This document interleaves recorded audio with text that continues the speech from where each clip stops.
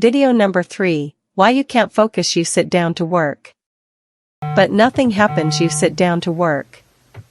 The desk is clean, the to-do list is ready, and your intentions are solid. But 5 minutes later, you're staring at your phone, checking weather in a city you've never been to, or scrolling through comments under a cat video you didn't even watch. And then ugh. What is wrong with me? If that sounds familiar, you're not alone. And no, there's nothing wrong with you. What's wrong is the system. It's not laziness. It's an attention war. Let's be clear. You're not lazy. Your brain wants to focus.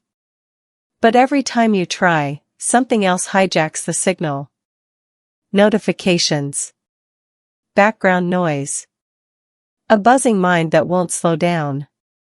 Your attention isn't failing. It's being pulled constantly by forces much louder and faster than your willpower. What focus really is, focus isn't something you have or don't have. Focus is a muscle. And like any muscle, it gets stronger or weaker, depending on how you train it.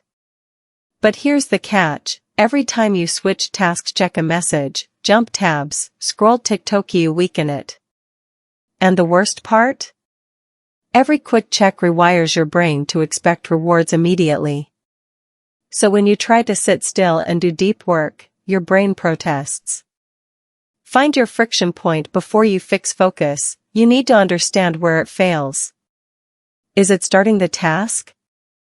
Is it staying in the middle? Is it dealing with anxiety around the outcome? Grab a journal or your notes app and write down this question. What's happening in my body and mind right when I lose focus?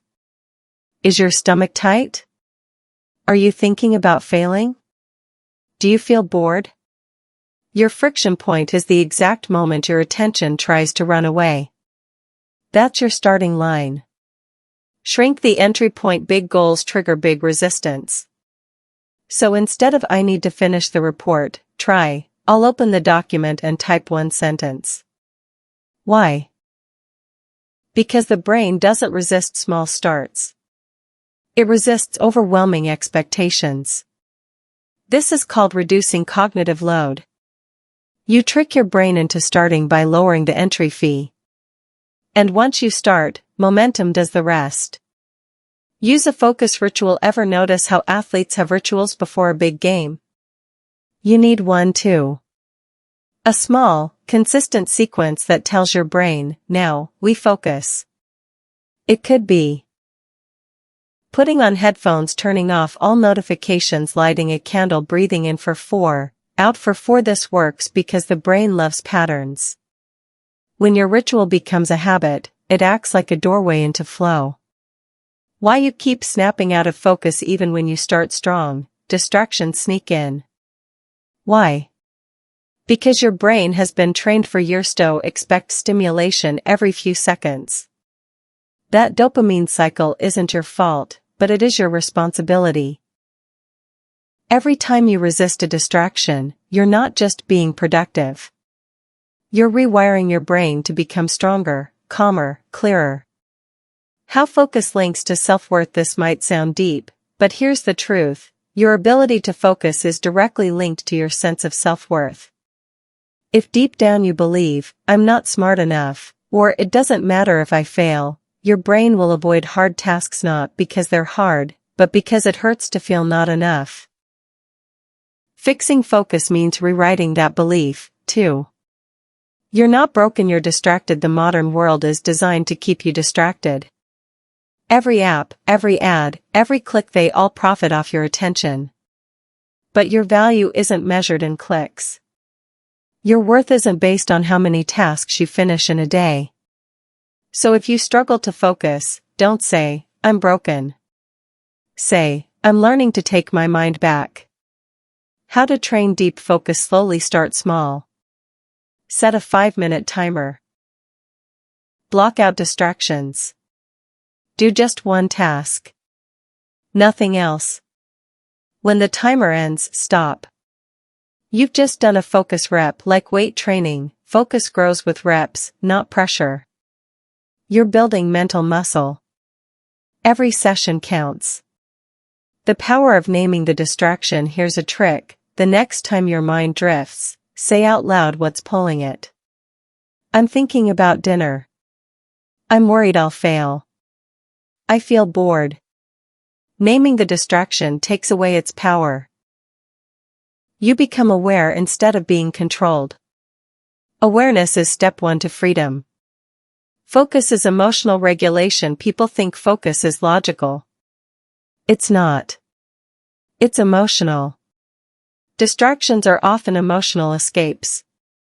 We check out when we feel afraid of failing, not good enough, overwhelmed, rejected. So to truly focus, you need to feel safe. Start by saying, it's okay to not get it perfect. Your brain is just asking for safety. You're not weak for checking out. You're human. Your brain isn't lazy, it's protecting you from discomfort. So when it runs to social media, it's saying, I need a break. This feels scary. I want to feel better. Instead of fighting that, try responding with kindness. Thanks, brain. I hear you. But let's try 5 more minutes. How focus becomes flow. Once you've trained your attention, something magical happens. You hit flow. That deep, immersive state where hours pass, and you barely notice. Flow feels like flying. And the more you practice these steps, the faster you enter it. Find your friction point, shrink the start, build a ritual, respect your emotions, train like a muscle. You don't need to be a machine. Just present. Let's end here. You don't need to be a robot. You don't need perfect focus 24/7. All you need is presence. The willingness to return to the moment again and again. That's where change lives. That's where clarity is born. That's where you become who you're meant to be. Your brain talks.